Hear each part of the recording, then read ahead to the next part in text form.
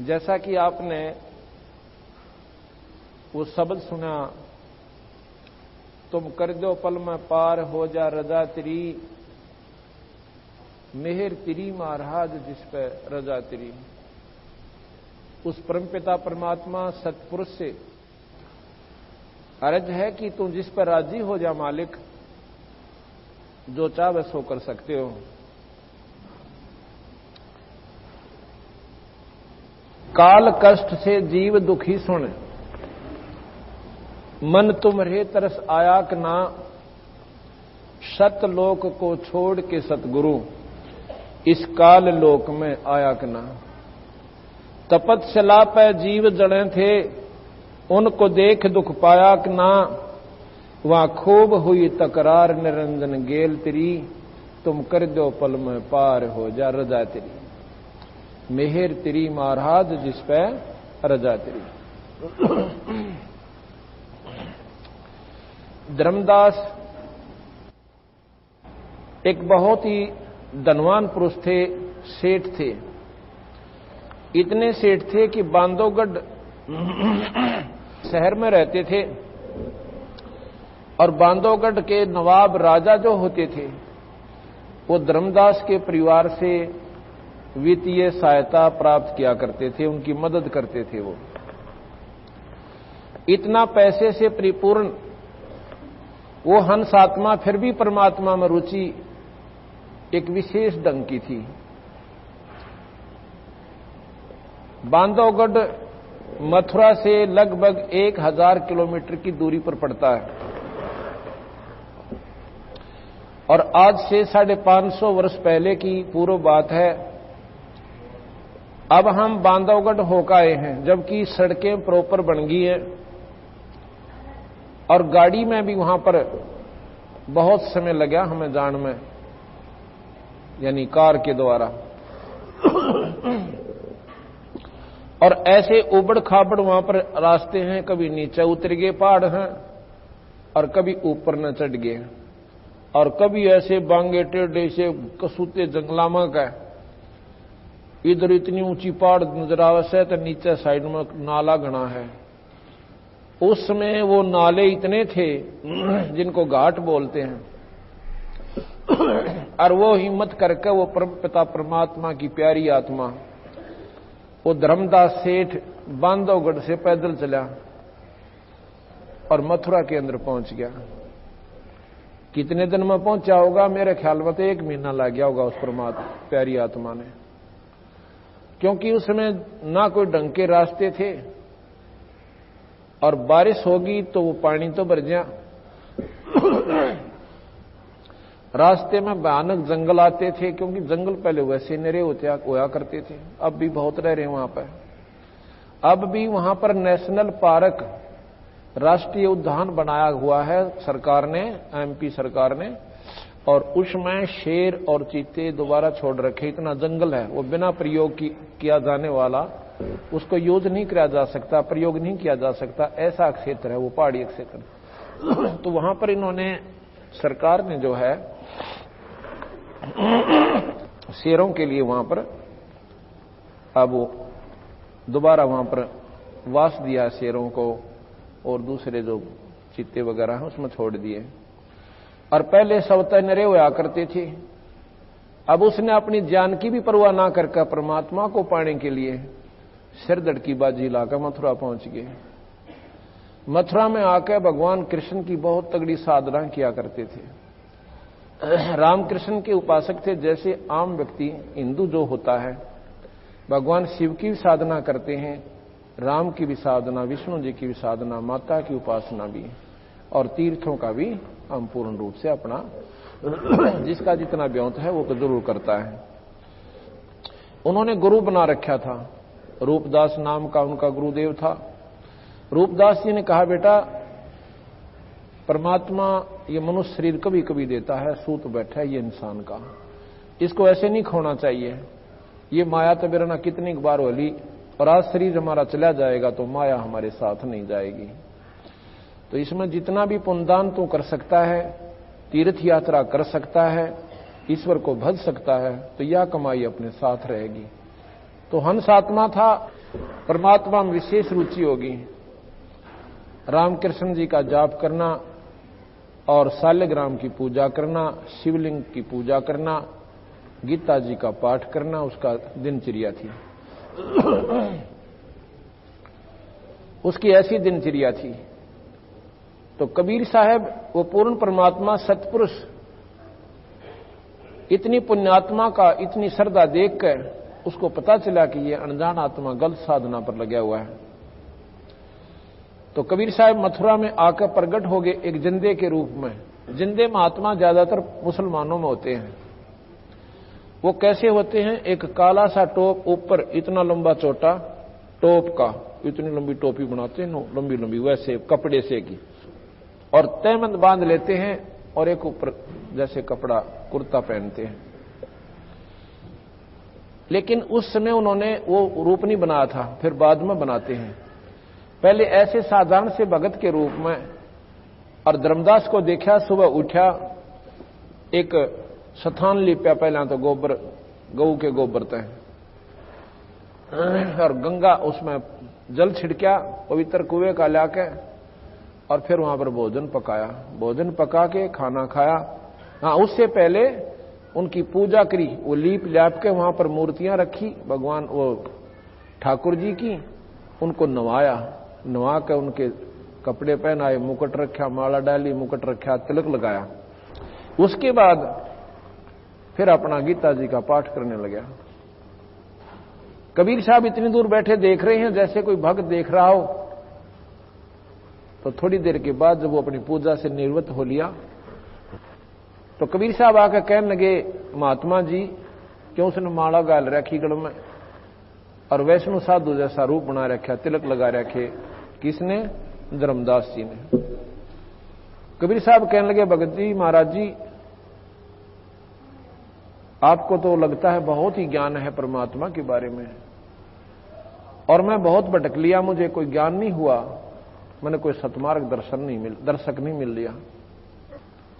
तो धर्मदास कहने लगा, भाई मैं बता दूंगा तेरे को, और जैसे मैं कहूं ऐसे कर लिए, तेरा बेड़ा पार हो जाएगा।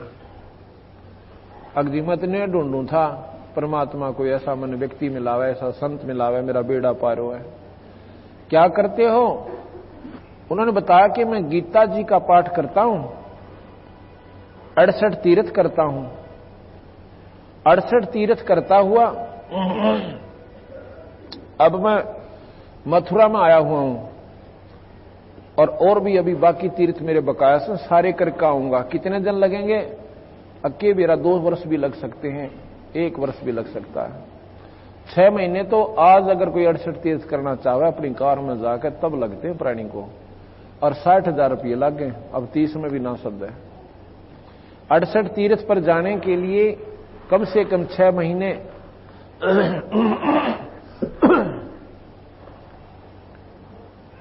और 60,000 रुपये का खर्चा हुआ है। तो वो कहने लगा, भाई ठीक है जी, बड़ी बढ़िया बात बताई आपने। और क्या करते हो? कि गीता जी का पाठ करते हैं हम।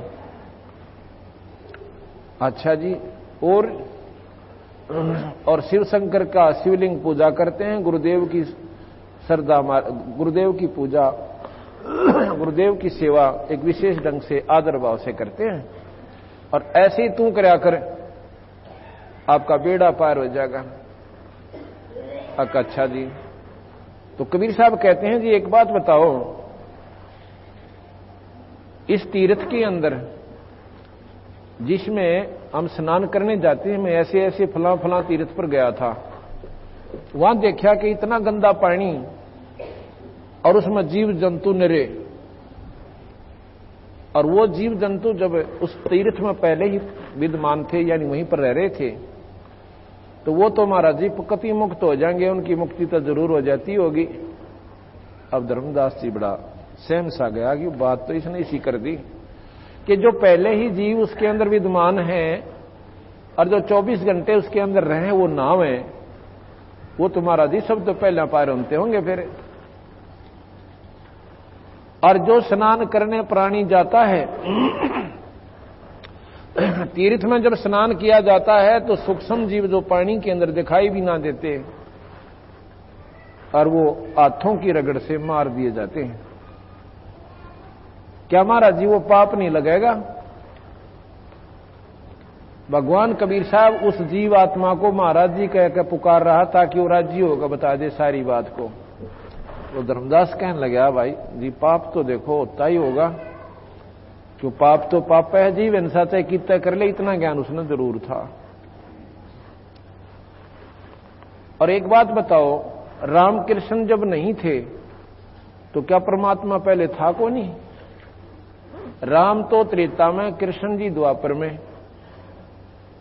उस ईश्वर का नाम तो जी कुछ और ही होगा जो सतयुग में उपास्य था। नाम से वो मुक्ति बताता है। धर्मदास एकदम स्वयं सा गया, नो बोला हम व्रत करते हैं एकादशी का। अच्छा व्रत करते हो, व्रत करने से क्या लाभ होता है? कहते स्वर्ग प्राप्ति होती है। कबीर साहब कहने लगे एक बार अकाल पड़ा था, इतना भयंकर अकाल पड़ा था कि सारी दुनिया आंधी होकर मरी थी और अन्न के दर्शन भी ना हुए थे, पत्ते भी खत्म हो गए थे वृक्षों के खा खा के, और फल तो मिले कहां थे। उन जैसा व्रत तो मेरे ख्याल कोई कर भी नहीं सकता, आप तो कदे भी नहीं कर सकते धर्मदास जी। और उसमें सारी एक कमते लेकर और माउसताई और फिर एक कमते लेकर पणवासी ताई सारी तिथि आ गई थी और अंधे होकर कुत्याली मौत मरे थे। मेरत या तसली होती कोई ना, हूं आपको हो सो मैं नकारा करता कोई नहीं। धर्मदास कहने लगा हम जीव हिंसा नहीं करते कोई भी, और ऐसे बड़ा हमारा सबसे उत्तम पंथ है वैष्णो धर्म। कहने लगे आप कहां से चले हो? कि बांधवगढ़ से आया हूं। कितनी दूर है यहां से? कि जी हजारों किलोमीटर। उस समय कोस होते थे कि लगभग 400 450 कोस पड़ता है। और पैदल आए? कहां जी पैदल आया। कितने जीव मारे रास्ते में आपने? आप अपने स्वार्थ की खातिर निकले। आत्म कल्याण भी एक स्वार्थ ही है। और वो बेचारे अपने बच्चे के चुग्गे खातिर, कोई कीड़ी चीटी अपने बिल से निकली और वो तू ऐसे मारा भगदी, उनका भी लेखा तेरे सिर पर होगा। यहां पर गीता जी में लिखा कि जैसे कर्म प्राणी करेगा वो दोनों भोगने पड़ेंगे। धर्मदास ने बोला जी न्यू तो लिख रखा है, तो फिर ये दोनों भोगने पड़ेंगे भाई तुझे। ये तीर्थ का मान ले पुण्य तो होया एक, और इसमें 2 घड़ी स्वर्ग मिलेगा, और इन पापों का प्रतिफल तुझे 1000 नरक मिलेगा, 1000 वर्ष नरक मिलेगा। बता इस तीर्थ ने के चाटू भाई, मेरा तो यह समझ में आई कोई ना। कहने लगा तू तो बात बहुत बनाता है, यानी जब ना वो ज्ञान तक महाराज जी काबू आए को ना, तो थोड़ा सा गर्म हो गया महाराज जी, अंतर ध्यान हो गए, यानी एकदम दिखाई नहीं दिए सामने तय। अब धर्मदास ने सोचा रहने क्या आकर भगवान ना मेरा किस रूप में आ जा, और आपने तो चाड़ा कर दिया, मैंने तो आज जुल्म कर दिया। भगवान आए थे है। और पूछना चाहिए था अगली फिर मार्ग कौन सा है, आप सच आप बता दो। जबकि मेरे सारे आंकड़े खत्म, और उसकी बात 100 की 100 वजनदायक, और फिर भी अभी मानवस नहीं माने। अब ये फिर भी ना माने, अब ठीक है मेरे हिसाब तो है।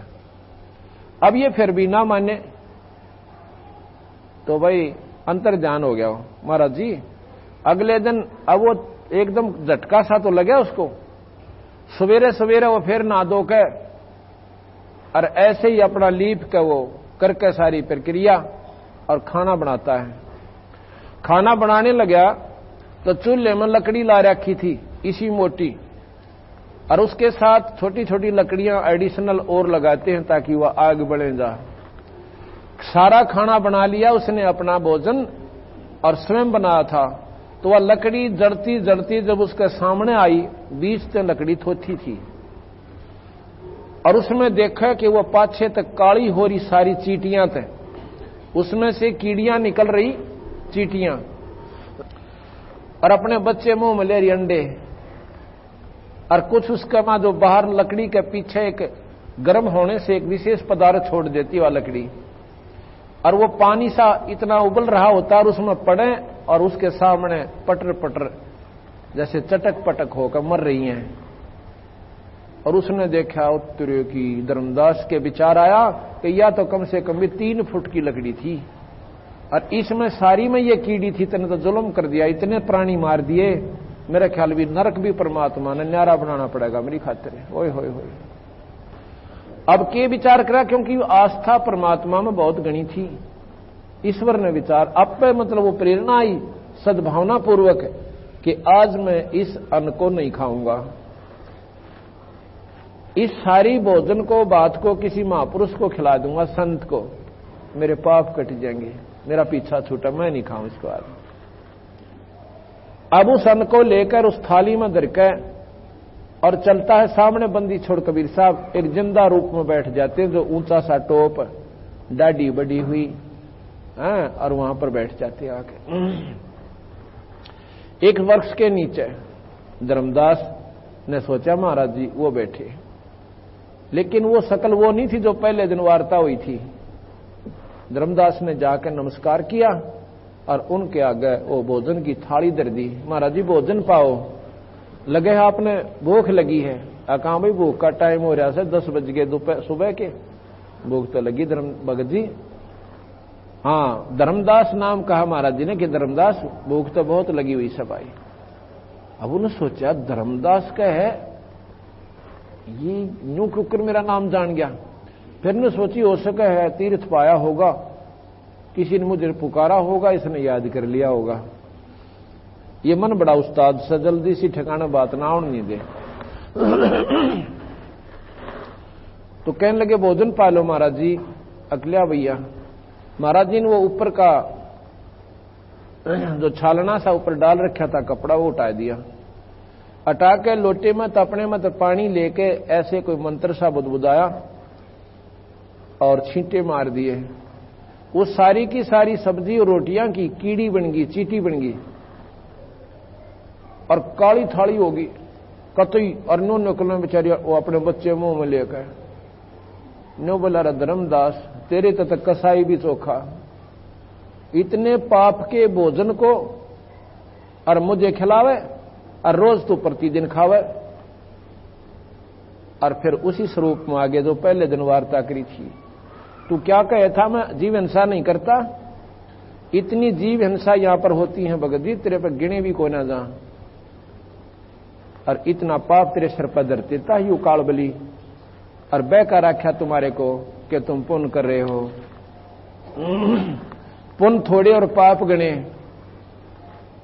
धर्मदास तो चरणा में पढ़कर रोएगा, छोड़ जाए को नहीं, छोड़ जाए को नहीं। महाराज जी कहते हैं सुन भाई मैं खुद स्वयं परमात्मा हूं, पर न्यो विश्वास हुआ क्यों करे, क्यों नहीं हुआ, क्योंकि हमारे अंदर ज्ञान ऐसा गढ़ रखा कि परमात्मा आकार में आता है को ना, उसकी परिभाषा न्यारी है, उसका तो रूप ही कुछ और होश है, वो तो देखा ही नहीं जाता। जब परमात्मा का आकार नहीं तो देखोगे क्या, जब उसका आकार मानते ही नहीं, आकार बिना दिखे के अगला समाधि लाओगे, समाधि क्या खातिर लाओगे, परमात्मा को निराकार मानो और फिर देखने खातिर समाधि लाओ, तो दोनों बात कैसे बने, दिखेगा तो प्रेमी आकार में आना पड़ेगा, उसने ना कोई ना दिखाई दे। समाधि क्या होती है थोड़ा वर्णन करेंगे अभी आगे चल के, अभी ये प्रकरण पूरा करते हैं। धर्मदास जी को महाराज बताते हैं सुन भाई बेटा खड़ा हो, नो रोवा मत ना, बात सुन मेरी ध्यान पे। कबीर साहब ने जब कहा मैं परमात्मा हूं, धर्मदास ने बोला महाराज जी यह बात मेरा जस्ती को ना, क्यों नहीं जस्ती, आप रोटी भी खाओ, आप पानी भी पियो और चलते फिरते नजर आओ, और मनुष्य कैसे दिखो, मैं क्यों कर मानू आप भगवान हो।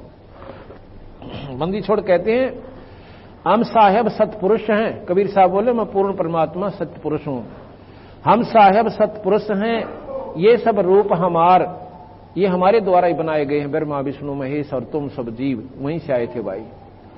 जिंद कहे धर्मदास से तुम सत्य शब्द गनसार, गगन सुन में धाम है अवगत नगर नरेश, अगम पंथ कोई ना लख ये खुद शंकर शेष।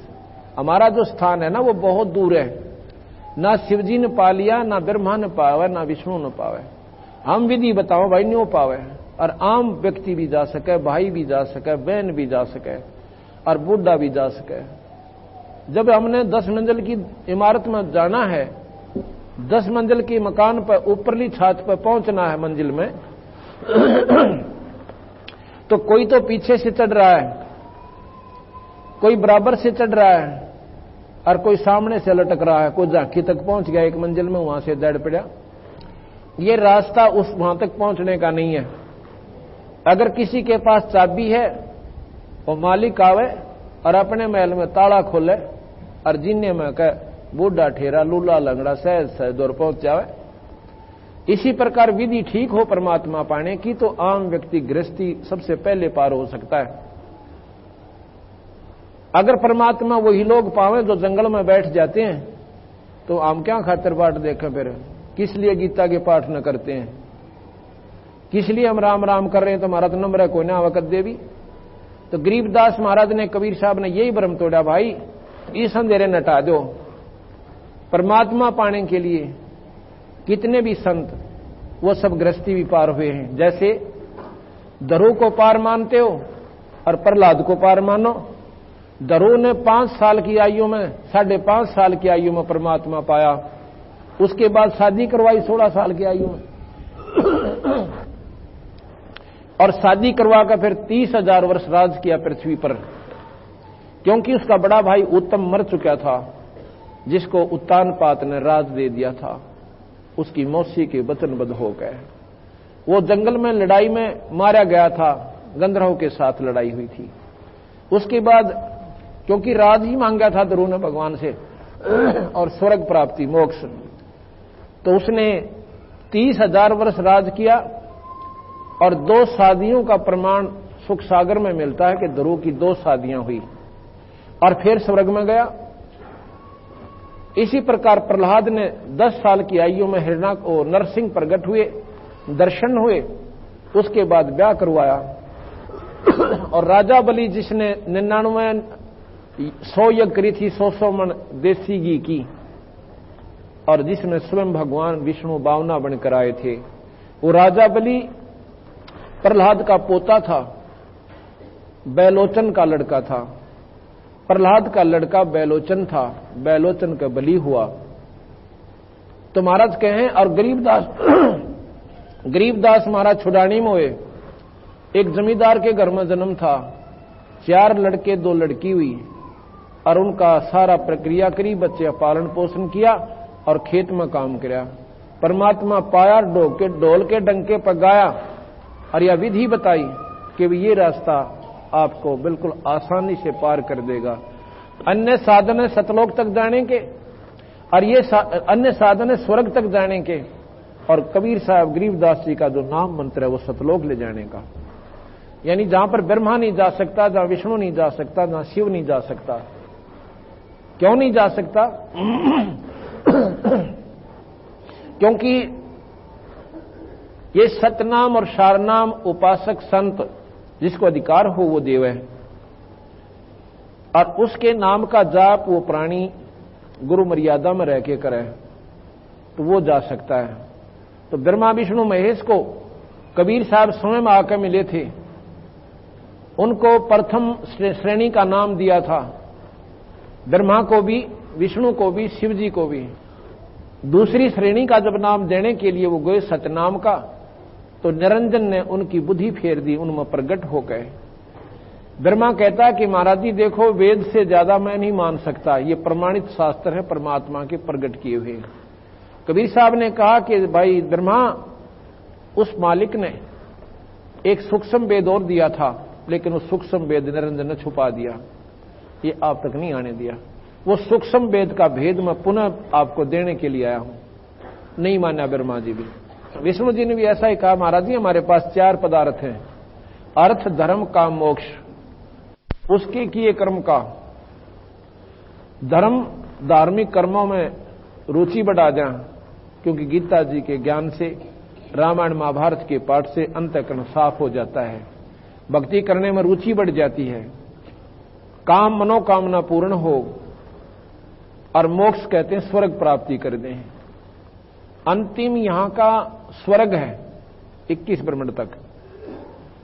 इसी प्रकार शिवजी को कहा, शिवजी ने भी वैसे महाराज का आदर बहुत किया शिव भगवान ने कबीर साहब का, लेकिन ये बात आगे स्वीकार नहीं करी। कहते हैं जी ब्रह्मा जी ने बताया वेदों में ओम तो बड़ा मंत्र नहीं और निरंजन से ऊपर भगवान नहीं, ब्रह्म से ऊपर कोई शक्ति नहीं। अच्छा भैया कोई बात नहीं। तो इस प्रकार जब तक सारनाम सतनाम नहीं प्राप्त होता प्राणी पार नहीं हो सकता। गरीबदास जी ने लिखा, हम बैरागी ब्रह्म पद और सन्यासी महादेव, सोहम मंत्र दिया शिव जी को, वो करे हमारी सेव। वो शिव भगवान भी हमारी सेवा करता है। लेकिन आज हम इस स्थिति में हैं कि कबीर साहब को प्रथम तो शक्ति स्वीकार कर करा जी को ना कि इसमें कोई शक्ति है, क्योंकि हम उनको एक कवि, एक जुलाहा, बस इससे आगे स्वीकार नहीं कर पाए। क्यों नहीं कर पाए? क्योंकि उनकी लीलाओं का हमें ज्ञान नहीं हुआ। भगवान राम और कृष्ण शिव विष्णु जी को हमने क्यों परमात्मा स्वीकार किया? उनके जीवन चरित्र पढ़े। रामायण के अंदर भगवान राम की महिमा और राम कृष्ण लीला के अंदर भगवान कृष्ण की लीला बचपन से लेकर और आखिर तक हम सुनते चले गए। जो उन्होंने चमत्कार किए, जो उन्होंने लीलाएं दिखाई, उनके द्वारा हम इतने आकर्षित हो गए इनकी तरफ कि ये पूर्ण परमात्मा मान लिए। महाराज ने ये नहीं कहा कबीर साहब ने कि ये परमात्मा नहीं है, ये 3 लोक के भगवान हैं, 3 लोक के साहिब हैं। और 3 लोक के परमात्माओं में जो शक्ति होती है इनमें परिपूर्ण है। कंस जैसे राक्षस को ये खूब मार सकते हैं, रावण जैसे निर्भाग ने ये खूब गढ़ सकते हैं, लेकिन भाई ये जन्म मरण नहीं मिटा सकते, और भाग से ज्यादा नहीं दे सकते और भाग से कम नहीं कर सकते। और कबीर साहब क्या कर सकते हैं? ये भाग बढ़ा भी सकते हैं, ये घटा भी सकते हैं माड़े कर्मों को इनमें, और सतलोक प्राप्ति करवाएंगे, स्वर्ग नहीं जाने देंगे। यजुर्वेद के अंदर भगवान कबीर साहब की महिमा कई स्थान पर गाई गई है।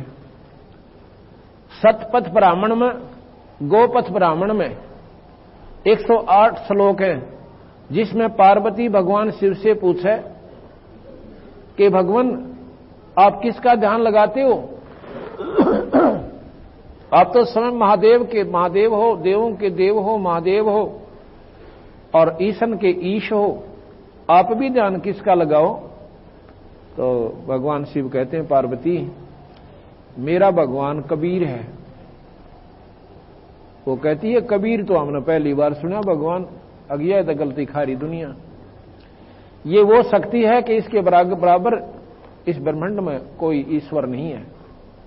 108 श्लोकों में कबीर नाम की महिमा का न्यारा न्यारा वर्णन आपको वहां पर पढ़ने को मिलेगा। इस प्रकार अब धर्मदास के पास हम वापस आते हैं कि धर्मदास को महाराज जी समझा रहे हैं कि धर्मदास जो साधना आप कर रहे हो ये आपको पार नहीं कर सकती। प्रथम तो इतने उलझेड़े मुलझ गए कि उस काल बली ने आपको इतना गलत रास्ता दे रखा से, और उन संतों ने कहां से ज्ञान हुआ? बेचारे उन्होंने अपने शास्त्र पढ़े और उन शास्त्रों का अनुसरण किया और वही डंडोरा आगे पीट दिया। तो कहते हैं धर्मदास ले मैं बताऊं भाई तो कितने नुकसान करके आता है, मैं पूर्ण परमात्मा हूं। कैसे? गगन सुन में धाम है अवगत नगर नरेश, अगम पंथ कोई पावे ना ही है खोज शंकर शेष। वो स्थान नहीं मिलता इनको, क्योंकि वो मार्ग, वो नाम, वो जाप, वो साधना यहां नहीं है। वो मैं देऊं भाई। सुन गगन सतगुर बसे पृथ्वी आसन थीर, और गरीब धर्मदास धोखा दिला भाई छानो नीर और खीर। ना मैं जन्मो ना मरो, ना आऊं ना जाऊं, और शब्द विहंग सुन में ना हमरे धूप ना छान। ना तो मैं पैदा होता कबीर साहब कहते, और ना मैं मरता। ये प्रमाण आपको आज बताएंगे कि कैसे कबीर साहब का आना हुआ और कैसे यहां से जाना हुआ, और बीच में उन्होंने कितने कितने चमत्कार आपको दिखाए। अगर हम इनकी महिमा को भगवान विष्णु यानी राम और कृष्ण की लीला से तुलना करेंगे तब इतना तो जरूर यकीन होगा आपको कि जरूर ईश्वरीय शक्ति थी। बोले जिंद सुनो धर्मदासा, अमरे पिंड प्राण नहीं श्वासा। वो जिंद रूप में, जिंदा रूप में साहिब आए थे परमात्मा कबीर साहब सतपुरुष। कहते हैं बोले जिंद सुनो धर्मदासा, अमरे पिंड प्राण नहीं श्वासा। और गर्भ योनि में हम नहीं आए, और मादर पैदर ना जननी जाए। ना मेरे माँ बाप और ना किसी माँ का मैं पैदा होता। शब्द स्वरूपी रूप हमारा, ये जो शरीर दिखा है ना तूने, ये मेरा शब्द रूप है। और क्या दिखलावे आचार विचारा। आचार किसे कहते हैं? जैसे कर्म कांड करते हैं भाई, मूर्ति पूजा करना, तीर्थ व्रत करना, ये इस प्रकार गीता जी का, भागवत का, रामायण का प्रतिदिन पाठ करना, ये आचार हैं, कर्म कांड है। और कर्म कांड स्वर्गापुर वासा, कर्म कांड से स्वर्गापुर जाता है और उसके बाद नरक में आ जाता है, जो नरक भोगने होते हैं। 70 ब्राह्मण की है हत्या, जो चौका तुम देवो नित्ता। ब्राह्मण की हत्या का शास्त्रों में इतना खतरनाक प्रमाण दे रखा है कि ब्राह्मण को मारे का पाप नहीं उतरता जीव का। कहते 70 ब्राह्मण की है हत्या, जो चौका तुम देवो नित्ता। आए है तुम जो रोजाना जो लीप के ना ये लीपते हो पृथ्वी को और फिर भोजन तैयार करो उसमें, इतने पाप करते हो धर्मदास, 70 ब्राह्मण की हत्या हो जाती है, इतना पाप तेरे ऊपर है और तू न्यों का मैं पाप नहीं करता। अब धर्मदास सुन्न हो गया कतई, क्यों आंखें देख रहा, बोल रहा क्यों कर। पहले तो वकील बने था, परबंदी छोड़ने गुंजाइश नहीं छोड़ी। 70 ब्राह्मण की है हत्या, जो चौका तुम देवो नेता। ब्राह्मण से हत्या जो हुई और स्नान जल स्नान कर तो सोई। 70 ब्राह्मण की हत्या फिर होती है, कैसे? सहस 1000 ब्राह्मण की हत्या कहां होती है? जहां तुम तीर्थ में जाकर स्नान करते हो। हमने जींद के पास पिंडारा गांव है, वहां पर तीर्थ देखा। वहां पर कहते पांडव आए थे और उन्होंने जोड़ खोजा था, और नो कहें वो मौस की बाट में देखिए और बैठ के माउस ना आई है, अरे बिला शराब देगे, बिला कलयुग में रोज आया करेगी। एक बात बताओ, पांडव स्वयं दुखी, एक भी काम हल नहीं हुआ उनका, और उन जोड़ खोजा और हम नान जाओ उसमें। जब वो स्वयं सुखी नहीं हुए वहां के स्नान करने से, और हम वहां स्नान करके सुख की बाट देखें, ये उड़जेड़े किसने लाए? उन अनजान लोगों ने जिन्हें मार्ग का बेरा नहीं था।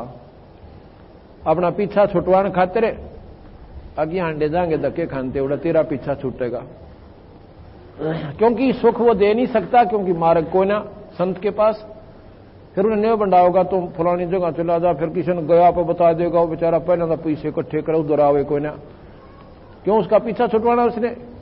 गया जी जान खातर कम से कम भी 5,000 रुपये चाहिए, और फिर वहां की समय काट है, फिर जावा गया पर इतना उससे कोई लाभ ना। फिर ने एक बार द्वारका गेड़ा और मारा, द्वारका कौन सी आड़े है, इन तीर्था बनाया जाए इतना उसका पांडा और दोना नुकसान हो ले, मरना हो मेरे लिए इतना। वो अब हमने वो तीर्थ देखा, अमावस्या के दिन वहां पर एक फिल्म भी बनवाई हमने। ओए होए होए, वो भोली बाली आत्मा जिनको गुमराह कर दिया, वो डटे तो ना डटती, नो कति जैसे पानी उमड़का अगर नदी का, नो दुनिया इकट्ठी हो से, और ऐसा गंदा पानी हो जाता, उसमें गधे पानी नहीं पी सकते, और वो भोली आत्मा उसमें स्नान करके उस बेकूफा द्वारा बढ़ाई हुई बहकाई हुई, और वहां स्नान करके नो को हमारी मुक्ति होगी, हमें सुख प्राप्त होगा।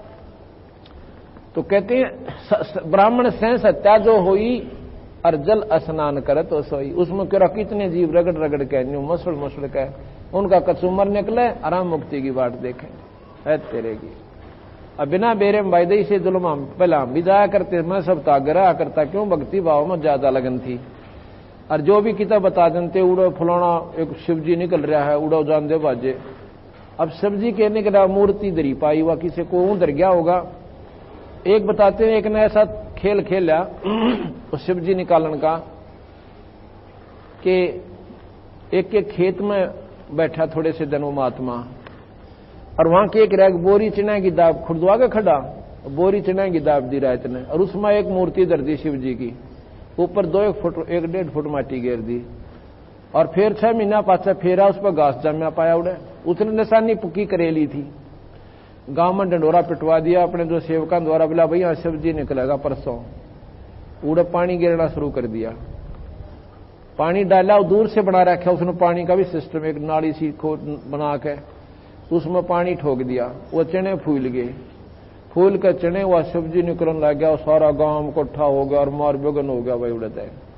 वह शिव जी का मुंह दिखा था, इतने लोगों ने ढक दिया लोटा का, मंड गए करड़े होकर गुआंडा ते डूंडा पाट गया, वो करके इकट्ठा सारे नमालनर वो जा से वो जा।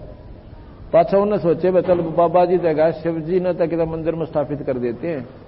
वो जब खाया तले तो वो चने गेल चिपटे आए उसके ऐतरा बुलाओ, वो फिर खोदा उसमें एक बोरी चना की ठोक रखी ठहरी। तो इस प्रकार बेवकूफ बनाकर वो शिव जी काट दिया धरती में। परमात्मा धरती में कोई पत्थर बनकर रहता है, वो सर्वव्यापक है। फिर तो इसमें भी है, वो कदे को नहीं सोते इसमें नहीं है, वो कण कण में विद्यमान है। इसलिए उसको पाने का स्थान अपना शरीर है, इसमें मिलेगा और कितना पावे को नहीं। और नहीं तो फिर आकार रूप में राम आए कृष्ण आए, उनके देखने से कौन पार हो गया।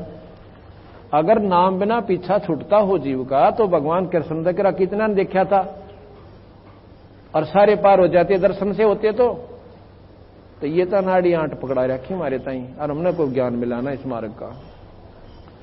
ब्राह्मण से सत्या जो होई, जल स्नान करत हो सोई, चौके कर्मी किट मर जाई, सूक्ष्म जीव जो दर्शे नहीं। चौके में लिपो हो ना, इतने जीव हैं जो दिखते भी को ना, और वह नो कहें सारे मरे हैं और तुम्हारे को बहुत पापों से। चौके कर्मी किट मर जाही, सूक्ष्म जीव जो दर्शे नाही। पृथ्वी ऊपर पग जो धारे, कोट जीव एक दिन में मारे। करें आरती संजम सेवा, ये अपराध उतरे ना देवा। हरि बाती पृथ्वी के रंगा, कोट अनंत कोट उड़े पतंगा। तारक मंत्र कोट जपाही, वो जीव हंसा उतरे नाही।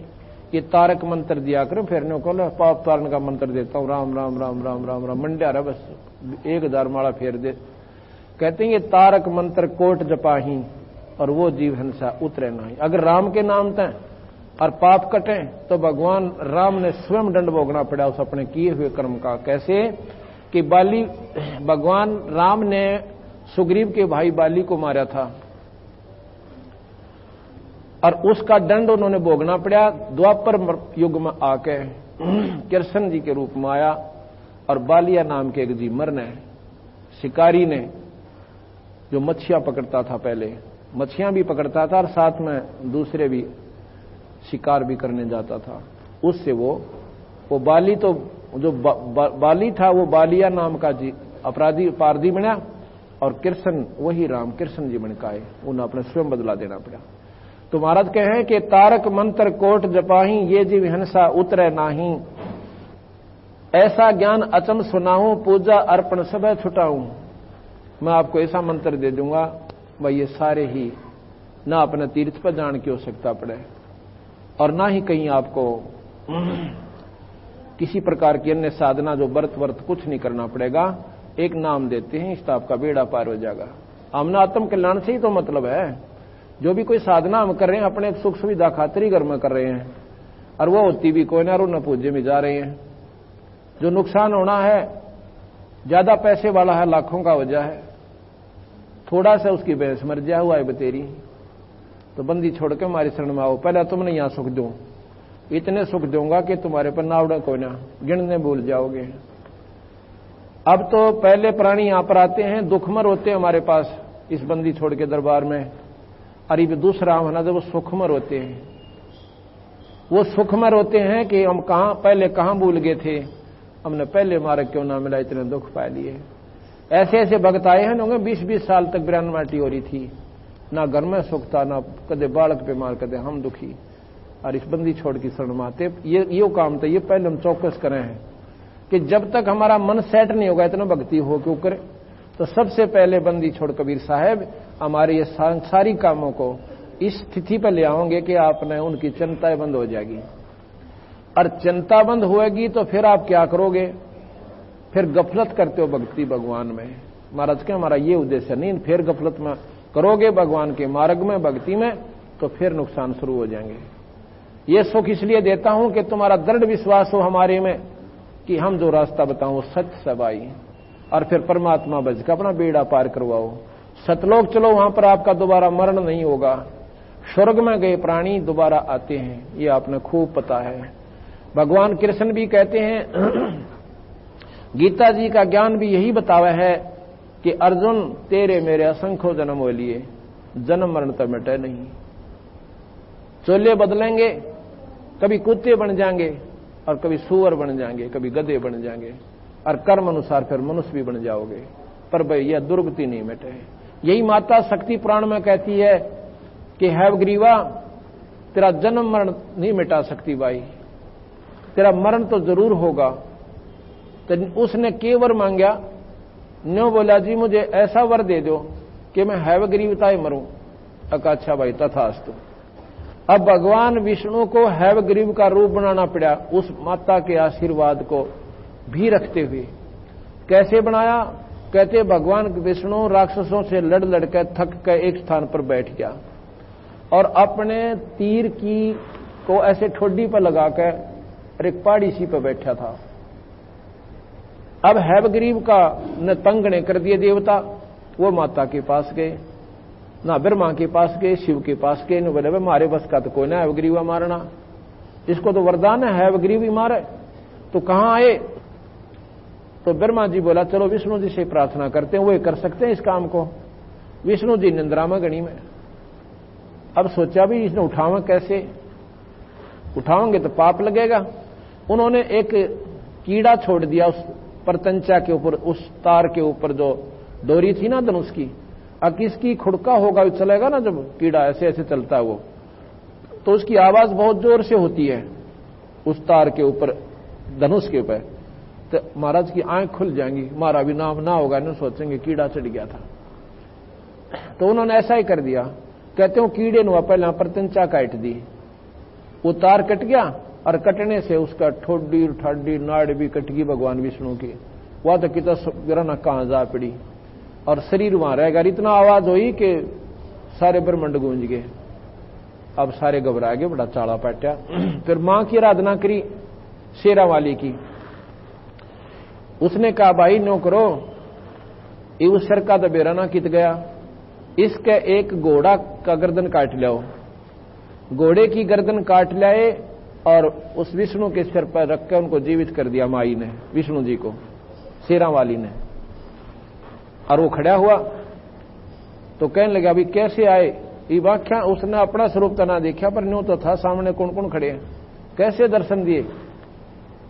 तो माई वो कहते हैं कि महाराज जी ऐसे ऐसे बात बन गई, हैवग्रीव नाम का एक राक्षस घना दुखी कर रहा है और आप बिना वो काम कोई नहीं कर सकता। चलो अब उस हैवग्रीव का मतलब है ऊपर गर्दन घोड़े की, तले देवता शरीर। हैवग्रीव माने गर्दन, और ऊपर की गर्दन तो घोड़े की, और ग्रीव माने गर्दन हैव घोड़ा, और नीचे का शरीर दूसरा। तो भगवान जब कृष्ण विष्णु ने वो हैवग्रीव नाम का राक्षस मारा, तो कहने का भाव यह है कि जन्म मर नहीं मिटता।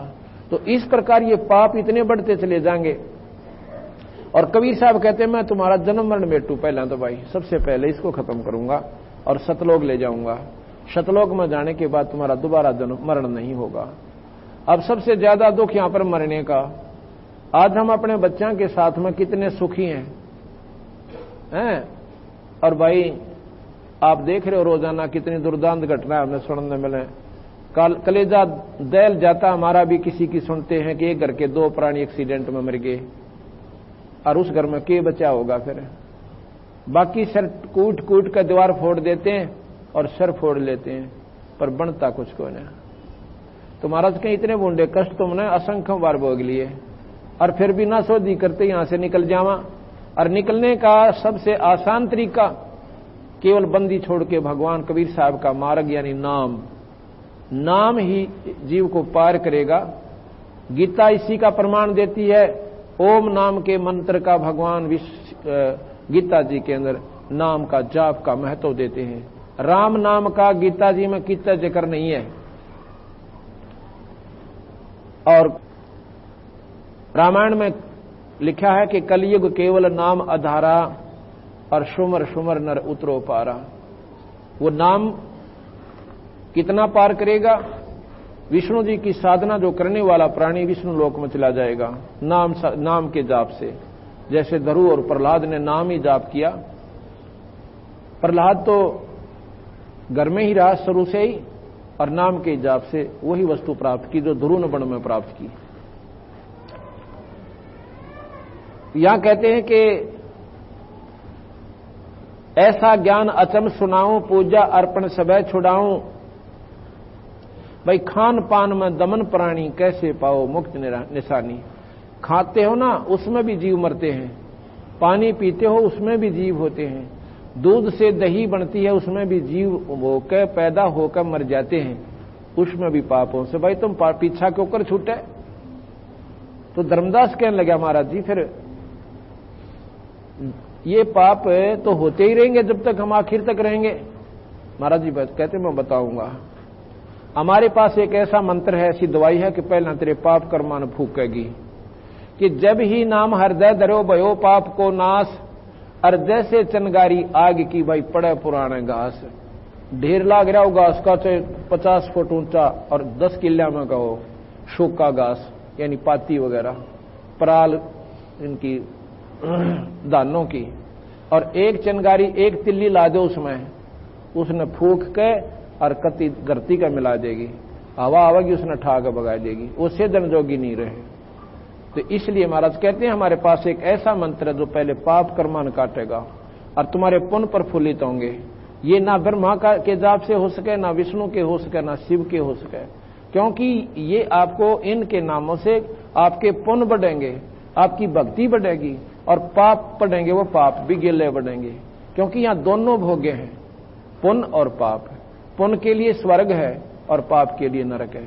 जो ना स्वर्ग में भोगे हैं ना नरक में भोगे हैं वो कर्म आपने इस 184 के गट्टे में भोगने पड़ेंगे। ये ऐसा नियम निरंजन ने बनाकर ये कानून और ब्रह्मा विष्णु में इसको दे रखा है। इसको ये बदल नहीं सकते। हिंदुस्तान के कानून को कोई नहीं बदल सकता जो बना दिया गया, इसका अनुसरण करने से लाभ होगा। इसी प्रकार इन्होंने आगे गीता जी द्वारा और रामायण महाभारत के चरित्र दिखा के यही बताया, भाई इसमें रहना है हमारे लोक में तो ये नियम तुमने निभाने पड़ेंगे, इससे तुम्हारे पाप कम होंगे और भाई पुण्य ज्यादा हो जाएंगे। पुण्य के प्रभाव से तुम काफी दिन स्वर्ग रहोगे और पाप कम होंगे तो थोड़े दिन नरक में जाना पड़ेगा। पर यह 84 का चक्कर एक बार जरूर काटना पड़ेगा। ये नियम है यहां का 3 लोक का। कहते हैं कोट जीव जल अचमन प्राणी या मैं संक शुभ नहीं जानी, कहो कैसे विध करो अचारम और त्रिलोकी का तुम सिरभारम। तू काहे का ये भगवान की भक्ति कर रहा भाई, कहो किस विध करो अचारम त्रिलोकी का तुम सिरभारम, और राप्ती सूक्ष्म एक ही अंगा अल्प जीव जूनी जत्संगा। राप्ती कहते हैं हाथी को और सूक्ष्म कहते हैं ना दिखाई दे वो जीव, यानी चींटी ले लो छोटी सबसे इकाई जो हमने दिखाई दे।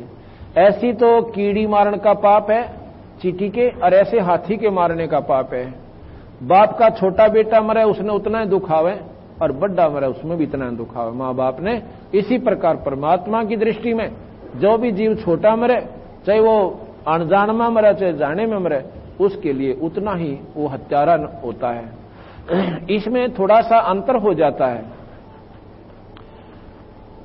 इतना राहत दिया इन्होंने। यहां पर एक कानून है कि जिसने गुरु बना लिया, और गुरु हो पूरा जिसको आदेश हो नाम देने का, घर घर गुरु बन बैठे, उन भोली भाली आत्माओं ने 4 मीठी बात बना के और कहते हम नाम दे देंगे। नाम का सब न नबेरा राम और कृष्ण राम और कृष्ण, घना ओम कर ले, ये तो कोई भी बता सके, लेकिन अधिकारी बिना युग नाम दिया हुआ फलता नहीं, ये काम नहीं करता। उस परमात्मा के दरबार में एक लिस्ट पाओगे जब आप यहां से जाओगे, उस लिस्ट में उस संत का जो यहां पर प्रमाणित है, जो नाम देने का अधिकारी है, उसका नाम पावेगा, उसकी फोटो पावेगी, और जब आप जाके अपने गुरु का नाम बताओगे वो पार्षद सबसे पहले वो लिस्ट देखेंगे और उस लिस्ट में थारे गुरु का नाम नहीं पाओगा, सीधा नरक में ठोक देंगे। वो नकली पासपोर्ट होगा आपका, उस नकली पासपोर्ट वहां चल नहीं चल सकता। इसी प्रकार जैसे भगवान राम और कृष्ण विष्णु आदि का आपने जाप भी करना है, भक्ति करनी है तो उसके नुमाइंदे उस संत से नाम लो जिसको नाम देने का अधिकारी गुरु से प्राप्त हुआ हो। फिर उसका जाप करो, डट के विधिवत करो जैसे गुरु बतावे, आप स्वर्ग जाओगे। अब ये बार बार क्यों बताना पड़ रहा है कि स्वर्ग ना हम इतनी बढ़िया चीज मानते थे कि इसके बराबर कोई वस्तु है कोई ना। अब उसकी तुलना में जब सतलोक देखा और ये ज्ञान देखा तो वो कुछ भी कौन पाया। उसके सामने इंद्र दा राज, इंद्र स्वर्ग का राजा होता है और राजा स्वर्ग भोग के इंद्र और गदा बनता है। तो गरीबदास कहे इंद्र दा राज काग दा बेस्टा, ओए होए होए, काग की बीट है इंद्र का राज यानी स्वर्ग का राज भी। और जो हमारे जैसे 2-4 साल उसमें वैसे लेटन खातर जाओ अपने पुन इकट्ठे करके, वो बता के लूट के लाओगे वहां से। और ये 84 चक्कर ने का। कबीर साहब कहें भाई इस बखेड़े ने मेरे बिना कोई मिटनिया नहीं से, क्योंकि सतलोक की जानकारी किसी ने दिए ना शास्त्र में पाई। और वो नाम ओम नाम को ये भी महाराज भी कहते ये उत्तम नाम से 21 ब्रह्मांड तक आपको सिद्धि दे देगा, स्वर्ग देगा, ऐसी सिद्धि दे देगा कि आकाश में उड़ जाओगे। ऐसी सिद्धि प्राप्त कर लेंगे ऋषिजन के कई चोले बना लेंगे, यहां भी दिखा वहां भी दिखा वहां भी दिखा। ऐसी पता नहीं कितनी बताई, ऐसी बना लोगे कि पृथ्वी के ऊपर चलते दिखोगे, ना पानी के ऊपर ऐसे चलेंगे वो संत जैसे पृथ्वी पर चलते हैं। तो कबीर साहब कहते भाई ये मुक्ति का साधन नहीं बने, फिर जन्म मरण ना बेटा इन बात आते हैं। इस ओम के मंत्र से यो काम जरूर हो जाएगा पर 184 ना बेटा। और इस महाराज कहते हैं एक मंत्र और देंगे हम जिसको सतनाम कहते हैं, वो आपके यहां भी सुख देगा और सतलोक में ले जाएगा। हाँ, जैसे मैं बता रहा था ना गुरु का प्रकरण था, तो गुरु का क्या काम है, उपदेश ले लिया पूरे गुरु तय। विष्णु जी का भी पूरा गुरु हो, भगवान शिव का भी पूरा साधक हो और सतलोक ले जाने वाला संत भी पूरा हो। तो पूरे का तात्पर्य है कि वो आदेश हो गुरु से कि भाई तू नाम दिया करे, तो वो लड़ी जुड़ जाती है उस परमपिता परमात्मा की शक्ति। जैसे थर्मल प्लांट से लाइट आती है बिजली और आगे वो कनेक्शन उससे ठीक जुड़ा हुआ घर में तक पहुंच गया आपके, तो आपके बिजली वो काम करेगी जिसकी महिमा तुम सुना करते थे। अगर वो विधिवत नहीं आपसे जुड़ी हुई नहीं आई तो वो बिजली नहीं आपके घर में, चाहे बेशक पंखे लवाए रही हो। इसी प्रकार ये परमात्मा की शक्ति ऐसे विधिवत आती है और उसके नुमाइंदे संत एक तार का काम करता है और उस संत के अंदर से परमात्मा आता है। संत के अंदर भगवान होता है। क्यों होता है कि जैसे तार में बिजली होती है। अब मान लीजिए आपने नाम लेने जाते हो और नाम दे दिया गुरुजी ने, वो क्या बतावेगा, बीड़ी शराब मांस तमाकू कभी नहीं पीनी, भाई किसी की आत्मा नहीं दुखानी, दो एक टाइम भूखा रह लेना, अगर आपके भाग में स्वाभाविक कोई मिलता तो प्राप्त कर लेना, चाहे कोठी दे भगवान तने, चाहे कार दे तुझे और चाहे फैक्ट्री लावे तेरी, पर भाई उसमें नींद खराब करके मत करिए। अगर किसी की आत्मा दुखा के करेगा तो सत्यानाश को प्राप्त होगा और तेरे भाग में होगा डूंडा ठा देगा, वो भाग न परमात्मा नहीं रखा तेरे ने। और नहीं है तो बैठ कर अपना सूखी खा ले एक टाइम, पर लोग दिखावा देखम देखा टेलीविजन मत खरीद जाए। अपने बच्चा ने समझा ले बेटा हमारे बाग में कोई ना, बच्चा की भी आस्था होगी, ऐसी बात नहीं भगवान के नाम पर लागे पाछ है। तो इस प्रकार जब गुरु के पास जाते हैं तो जब वो नाम देता है ये परख लेता है कि ये अधिकारी हो लिया कि नहीं। उसकी 100 बार पेटा भरता, ये बात सुन ले भाई, अगर ऐसे नहीं करेगा तो आपका खत्म हो जाएगा, हमारा नाम नहीं रहेगा। तो वो समझो एक जैसे लाइसेंस होता है मोटरसाइकिल स्कूटर कार गाड़ी ट्रक चलाने का, वो लाइसेंस बनाने वाली अथॉरिटी के पास जाता है। नियम है कि जो लाइसेंस बनाने से पहले एक ट्रैफिक इंचार्ज होता है, उसको आदेश है कि पहले इसकी ट्राई ले पूरा, इसको साथ बैठावे गाड़ी में और कह चला भाई गाड़ी ने, और भीड़ बां के सारे के चला के लावे, और जब वो बिल्कुल सही चलावे, सही रोड सेंस को यानी सड़क के नियमों को सही निभाता है और ठीक ठाक गाड़ी निकाल आता है, उसका लाइसेंस बना दीजिए। लाइसेंस बनने के बाद अगर एक्सीडेंट हो जाता है तो उसका 90% दोष माफ हो जाता है।